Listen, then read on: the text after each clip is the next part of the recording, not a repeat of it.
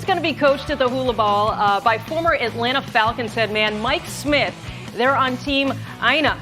Former Ravens coach Brian Billick will direct Team Chi. Over 100 players from around 90 different schools are going to suit up Saturday, try to impress the pro football scouts in attendance at the Bounce House. I'm going to be part of the game broadcasting. It's going to be a lot of fun.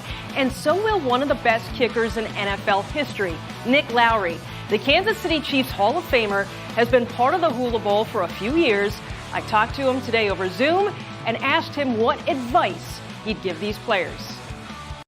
As a 18-year NFL pro, I know how hard it was for me to make it in the National Football League, and it's a very exciting process. It's that Hollywood story of working through rejections. I mean, I was rejected 11 times by 8 teams, and I want to tell all these great players, at least 20 of whom are going to be drafted, that this is what it's about. It's about persistence. It's about believing in yourself. It's about being coachable. One of the neat things about the Hula Bowl is that some of these guys are diamonds in the rough that become very, very good NFL football players. I mean, the tradition of this game has shown that, right?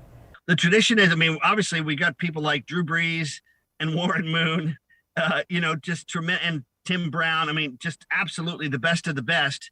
But more often than not, you love those players that just find a way. Teddy Bruschi is a good example with University of Arizona. The players that just find a way to keep getting better and smarter. They just seem to be lucky, but they're lucky because they have a work ethic. They're lucky because they're good listeners, and they're lucky because they're just willing to do whatever it takes. What do you think the head coaches will do on Saturday? Are they going to just let these guys, go wide open, throw it down the field? What do you think? What do you anticipate? I think it's about fun. So I think they're going to try to have a lot of fun.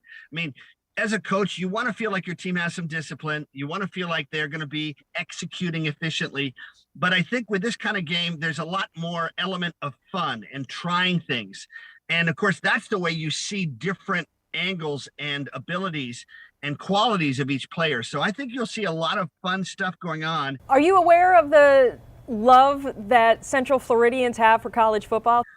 Well, I know about McKenzie Milton and how he led Central Florida to 25 straight wins and that legend. And I know that along with Arizona State, Central Florida is one of the biggest, fastest growing universities.